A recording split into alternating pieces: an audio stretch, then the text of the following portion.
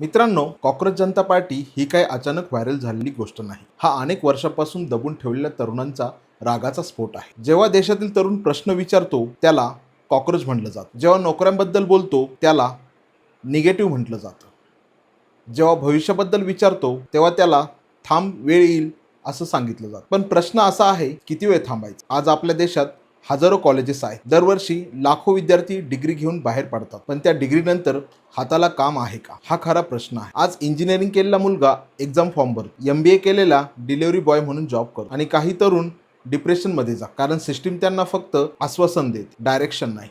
एकीकडे paper leak, दुसरीकडे भरमसाठ प्रायव्हेट कॉलेजेस आणि तिसरीकडे बंद पडणाऱ्या मराठी शाळा. ही खरंच शिक्षण व्यवस्था मजबूत आहे का? शिक्षण हा फक्त बिझनेस बनला आहे?